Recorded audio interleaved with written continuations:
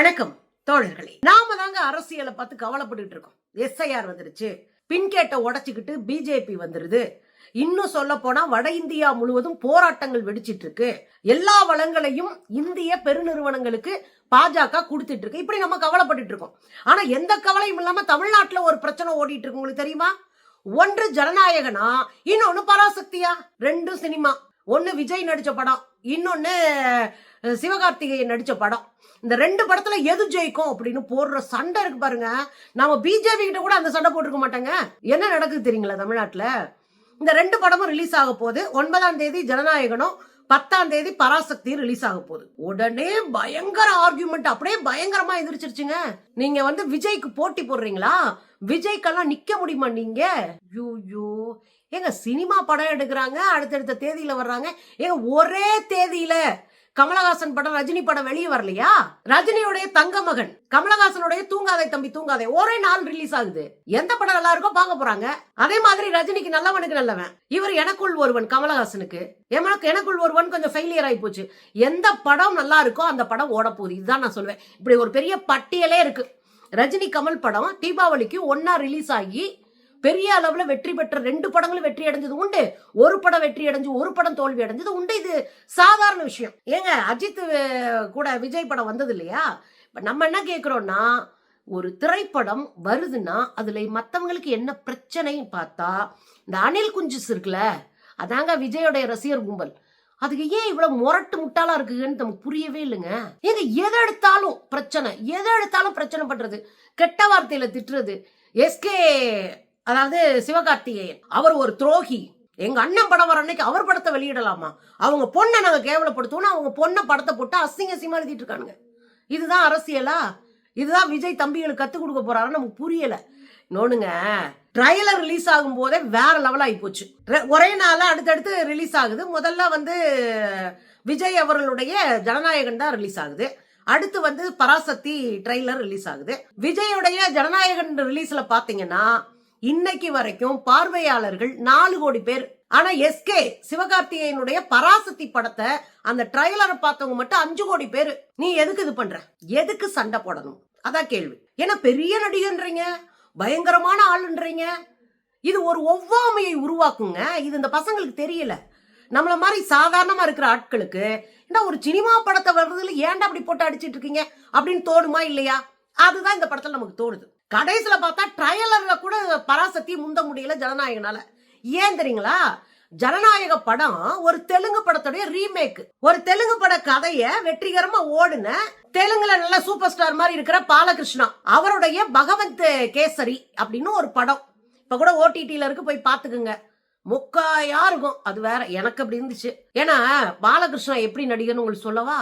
அவர் லாரியை எடுத்துக்கிட்டு பாலத்தை தாண்டி பறப்பாரு. ட்ரெயின் அப்படி ஒத்த கையில நிப்பாட்டு வருனா கிரிஞ்சா இல்லையா? இந்த படத்தை தான் ரீமேக் பண்ண போறாங்க. ரீமேக் பண்ணிருக்கிறாங்க. 9ஆம் தேதி படம் ரிலீஸ் ஆக போகுது. இந்த பாலகிருஷ்ணா அவர்கள் நடிச்ச இந்த பகவந்த் கேசரின்ற படத்துடைய தழுவல் தான், அதோட ரீமேக் தான் இந்த ஜனநாயகன். இதுல தமிழ்நாடு பாலிடிக்ஸ் எல்லாம் பேசுறாங்க. இப்ப நமக்கு என்னன்னா, ஆல்ரெடி இந்த படம் ஓடிடுச்சு. இப்போ ஓடிடி பிளாட்ஃபார்ம் வந்ததுக்கு அப்புறம் இந்த படத்தை எல்லாரும் பிளாட்ஃபார்ம்ல ஓடிடிலே பாத்துருவோம். அப்போ ஒரே மாதிரி கதைன்றது மட்டும் இல்ல, ஒரே மாதிரி அச்சு பேசங்காம காப்பி அடிச்சு வச்சிருக்காரு டைரக்டர் ஹெச் வினோத். அவர் தான் சதுரங்க வேட்டை படத்தை எடுத்தவர். அதுல எவ்வளவு நுட்பமா இருக்கும். டீம் ஒர்க், அவருக்கு எவ்வளவு அறிவு இருக்குன்றதெல்லாம் இல்ல, டீம் ஒர்க்ல அது ஜெயிச்சிரும்னு வச்சுக்கோங்களேன். இந்த படத்துல நீங்க கதையை எடுத்துட்டீங்க, காட்சியை வேற மாதிரி மாத்தலாம், நம்ம சூழலுக்கு ஏத்த மாதிரி மாத்தலாம். ஒண்ணுமே மாத்தலங்க, அப்படியே ஈயடிச்சாங்க அப்படி பண்ணி வச்சிருக்காரு ஹெச் வினோத். பாருங்களேன்.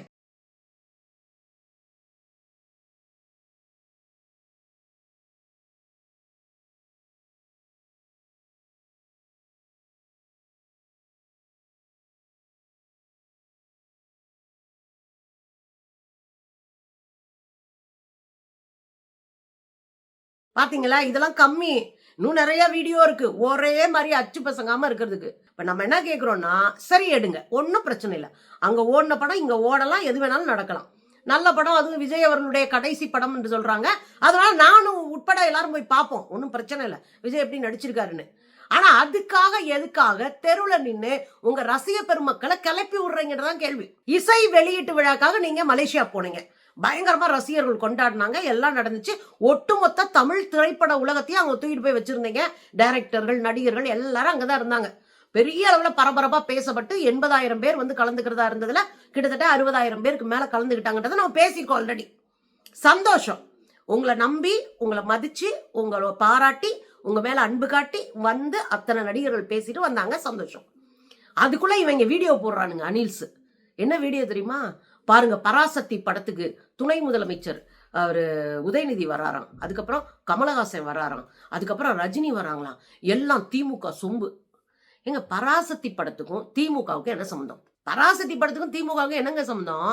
1964 நடந்து இந்தி திணிப்புக்கு எதிரான மாணவர் போராட்டத்தை கதைக்களத்தோட சொல்றாங்க. சுதா கொங்காரா அவங்க பல படங்கள், சூரரை போற்றும் வரைக்கும் பல படங்கள், நல்ல படங்களே எடுத்திருக்கிறாங்க. இறுதி சுற்று எல்லாமே சின்ன கதைக்களத்தை எடுத்து மக்களை பார்க்க வைக்கிற திரைக்கதை சொல்லக்கூடிய நல்ல பக்குவமான தெளிவான ஆராய்ச்சி பண்ணி 4 வருஷத்துக்கு ஒரு படத்தை நம்ம கொடுத்துட்டு இருக்கிறாங்க. சரிங்களா? அதுல ஒரு படம் அவங்கள ரொம்ப பயங்கரமா அவங்களை ஈர்த்த ஒரு கதையை அவங்க படமாக்கியிருக்காங்க. இன்னொன்னு சொல்ல போனா, நீங்க ட்ரைலர் பல கோடி பேர் பார்த்தாங்கன்னு சொல்லிட்டு இருக்கோம். இந்த படத்துல சில செட்ஸ் எல்லாம் போட்டிருப்பாங்கல்ல, அந்த செட்டை கொண்டு வந்து வள்ளுவர் கோட்டத்துல வச்சும் போது பல லட்சம் பேர் போய் அந்த செட்டை பார்க்க போனாங்க. அதுவும் கியூல நின்னு, வரிசையில் நின்னு போனாங்க. அதெல்லாம் நீங்க நியூஸ்லயே பார்த்திருப்பீங்க. அப்போ ஒரு கியூரியாசிட்டி இருக்கு. நம்ம மாநிலத்துல ஒரு ஆட்சியை மாற்றக்கூடிய ஒரு பெரிய சம்பவத்தை மாணவர்கள் செஞ்சிருக்காங்க. அது எப்படி இருக்கும் அப்படின்ற கியூரியாசிட்டி இருக்கும், ஒரு ஒரு எதிர்பார்ப்பு இருக்கும். அதுதான் இந்த படத்தோடைய வலிமை அப்படின்னு சொல்லலாம். இன்னொரு விஷயம், பீரியாட்டிக்கல் பிலிம்ல ஒரு பிரச்சனை இருக்கு. இளைஞர்களுக்கு பிடிச்சிருந்தாதான் அது ஜெயிக்கும், இளைஞர்களுக்கு பிடிக்கலன்னா ஜெயிக்காது. ஆனா இந்த படம் வந்து அப்படி கிடையவே கிடையாது. ஜனநாயகன் அப்படி கிடையாது. ஏற்கனவே ஓடின ஒரு படத்துடைய தழுவல், விஜய் என்ற மிகப்பெரிய நடிகர் நடிச்சிருக்கிறாரு. அதெல்லாம் தாண்டி அது ஒரு கமர்ஷியல் பிலிம். வசனம் பேசுறதும், ஆடுறதும், அடிக்கிறதும், ஒரு ஆள் ஒட்டுமொத்த ஊரையா அடிச்சு காலி இதெல்லாம் கமர்ஷியல் பிலிம். இது வந்து பீரியாட்டிக்கல் பிலிம். ரெண்டுக்கு வித்தியாசம் இருக்கு. இதுதான் ரொம்ப ரிஸ்கான படம். அது மக்கள்கிட்ட கொண்டு போய் சேர்க்கறதுக்கு அவ்வளவு ரிஸ்க் எடுக்கணும். ஆனா ஜனநாயகனுக்கு ரிஸ்க் எடுக்க வேணாம். 2 பஞ்ச் டைலாக் அடிச்சா போதும். அதுல அண்ணன் சொல்றாரு இந்த படத்துல. எனக்கு பஞ்ச் டைலாக் போறதுக்கு முன்னாடி சொல்றேன், ஒரு காட்சியில ட்ரைலர்ல அண்ணன் காட்டுக்குள்ள வர்றாரு. காட்டுக்குள்ள வரும்போது 2 யானை துதிக்கலை தூக்கிட்டு, 2 காலை தூக்கிட்டு, அவர் கட்சி கொடியில இருக்குல்ல, அது போல வந்து ஆசீர்வாதம் பண்ற மாதிரி காலை தூக்கி நிக்குது. இதெல்லாம் வந்து யதார்த்தமா? இது என்ன தெலுங்கா, கன்னடாவா? அவங்க எந்த மாதிரியான படத்தினாலும் ரசிச்சு பார்ப்பாங்க. தமிழ்நாட்டுல கேள்வி கேட்டு பழகினவங்க நம்ம ஆட்கள். நீங்க காட்டுக்குள்ள போறாரு விஜய், 2 யானை அப்படி காலை தூக்கி நிக்குதுன்னா சிரிச்சு போட மாட்டாங்களா? நீங்க பார்த்து கப்சா அடிக்கிறீங்க. அதை நல்லபடியா பண்ண வேண்டியதானே. அவருடைய கட்சி கொடியை காட்டுறாங்களாமா, எம்ஜிஆர் மாதிரி. ஐயோ, சரி இருந்துட்டு போகட்டும். அதுல அவர் பேசுற வசனம் இருக்கு பாருங்க. மத்த அரசியல்வாதி எல்லாம் சொல்றாங்களா, மக்களுக்கு நல்லது செய்யறேன்னு வராத, ஒன்ன காப்பாத்திட்டு ஓடி போயிரு. அதாவது தமிழ்நாட்டு கல அரசியல பேசுறாராம். இங்க இருக்கிற கட்சியெல்லாம் அவரை ஓட சொல்லுதான். மக்களுக்கு நல்லது செய்ய அவர் வந்தாராம். எங்க தேடி பார்த்தா கூட ஒரு நல்லதை நீங்க செஞ்சது கண்ணில் படலங்க. 41 பேரை கொன்னீங்க. அந்த இடத்துல நின்று அவங்களுக்கு ஒரு ஆறுதல் வார்த்தை கூட சொல்லாம பின்னங்கால் படரல் அடிக்க ஓடுனீங்க. அதுக்கப்புறம் 20 லட்சம் ரூபாய் கொடுத்து அவங்க வாயை கட்டுனீங்க. அப்புறம் தனித்தனியா கூப்பிட்டு தனித்தனி ரூம்ல உட்காந்து அப்படி சென்டிமெண்டா அவங்களை பிளாக்மெயில் பண்ணீங்க. அதுக்கப்புறம் அந்த குற்றத்தை கூட உங்களால ஒத்துக்க முடியல, சரி பண்ணிக்க கூட உங்களுக்கு மனசு வரல. இன்னும் சொல்ல போனா ஒரு வீடியோ போட்டு அதுக்கு ஒரு ஆளுக்கு 25,000 ரூபாய் கொடுத்து அந்த வீடியோவை பரப்பி எங்க அண்ணன் இது பண்ணிட்டாருன்னு அழுகாட்சியான வீடியோ எல்லாம் இன்ஃபுளுசர்ஸ் வச்சு போட்டீங்க. நீங்க நல்லது செய்ய வந்தீங்க, இங்க இருக்கிறவங்களாம் அடிச்சு பத்துருவாங்க. என்னண்ணே நீங்க திரும்பி போற ஐடியாவே இல்ல. I am coming. அண்ணன் உங்களை யார் திரும்பி போக சொன்னது? நீங்க தானே பின்னங்கால் படல் அடிக்க ஓடுறீங்க. மழை வெள்ளம் வந்தா வீட்டுக்கு கூப்பிட்டு அரிசி பருப்பு கொடுக்கறது, செத்து போனா கூட வீட்டுக்கு கூப்பிட்டு துக்கம் விசாரிக்கிறது.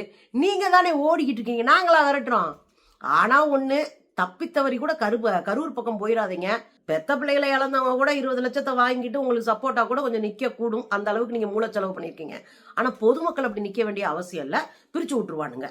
அதனால பார்த்து இருந்துக்கோங்க. ஐ எம் கம்மிங் அப்படின்னு அதான் நாங்களே எதிர்பார்க்கிறோம். கவினுடைய படுகொலை நடந்தது, அதுக்கு நாங்க சாதியானவ படுகொலைக்கு எதிராக போராட்டம் நடத்தினோம்.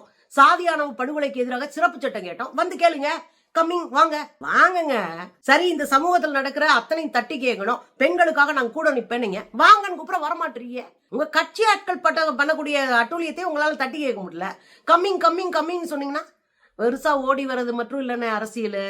அரசியல்ன்றத அடிமட்டத்தை உருவாக்குறது, கட்சிக்காரனா அரசியல் படுத்துறது, தெளிவுபடுத்துறது, சித்தாந்தமா தெளிவுபடுத்துறது, அதுக்கப்புறம் நின்னு அடிக்கிறது அரசியல். எதுவுமே செய்யாம முதலமைச்சராகணும்னு நினைக்கிறீங்க பாருங்க, இது சினிமாவில தான் நடக்கும், தமிழ்நாட்டுல நடக்காது. ஆனா பராசக்தி வசனத்துல ட்ரைலர் தான், நான் ட்ரைலர் பார்த்தா பேசுறேன். பராசக்தி வசனம் வேற லெவலுங்க, வேற லெவலா இருந்துச்சு. உண்மையில 2-3 வசனம், 2-3 அரசியல் பேசுற வசனம். அதுல ஒரு பையன் என்ன, உங்களுக்கு பிரச்சனைனா டெல்லியில போய் பேசுங்க அப்படின் போது, டெல்லி தான் இந்தியாவான்னு கேட்பாரு. அப்ப டெல்லி தான் இந்தியாவன்றது ஒரு குறியீடு. டெல்லி என்பது அதிகாரம் மிக்க ஒன்றிய அரசை குறிக்கிற ஒரு சொல்லு. அதிகாரம் மிக்க ஒன்றிய அரசு சொல்றதுதான் இந்தியாவா, அவன் காட்டுறதா இந்தியாவா அப்படின்னு கேட்கிற கேள்விதான் அந்த கேள்வி. ஒரு இடத்துல தீய வச்சு விட்டுறாங்க. அப்போ ஒருத்தர் கேட்கிறாரு, are you behind mister Anna, are you behind அப்படின்றாரு. பின்னாடி நீங்க இருக்கீங்களா அப்படின்னு கேட்கும்போது, நான் இல்ல, ஆனா எவன் செஞ்சிருந்தாலும் அவன் என் தம்பி. அதிகாரத்தை ஏத்து ஒருத்தன் தீய வச்சுட்டு கடுமையான போராட்டத்தை நடத்துறான், யாருன்னு தெரியாதுங்க, எவன் செஞ்சிருந்தாலும் அவன் தம்பி அப்படின்ற உள்ளுணர்வு இருக்குல்ல, அதுதாங்க அரசியல். அதனாலதான் ஒரு பெரிய மாற்றத்தை தமிழ்நாட்டுல கொண்டு வந்துச்சு. இன்னொரு முக்கியமான இடம் இருக்கு. நம்ம 4வது முறை இப்ப இந்தி எதிர்த்துட்டு இருக்கோம். 4வது முறை இந்தி எதிர்ப்புக்கான போராட்டத்தை நம்ம நடத்திட்டு இருக்கோம். 3 முறை பல்வேறு காலகட்டங்கள் நடந்திருக்கு. அதுல ரொம்ப அழகான ஒரு வசனம் வரும். இது நம்ம பல முறை பல மேடைகள்ல பல காணொளிகள்ல பேசின வசனம் தான். நாம ஒண்ணு இந்திக்கு எதிரானவர்கள் இல்லை, இந்தி மக்களுக்கு எதிரானவர்கள் இல்லை. இந்தி மக்கள் துன்பப்படும் போது நாம தான் போய் நிக்கிறோம். நாம எந்த மனுஷனுக்கும் எந்த மொழிக்கும் எதிரானவர்கள் இல்லை. ஆனால் எந்த மொழியை எங்கள் பின்னால் திணிச்சாலும், எங்க இடத்துக்குள்ள திணிச்சாலோ, எங்க மாநிலத்துக்குள்ள திணிச்சாலோ, எங்க கல்விக்குள்ள திணிச்சாலோ எதிர்த்து நிற்போம். அதை ஸ்ட்ராங்கா பேசுதே.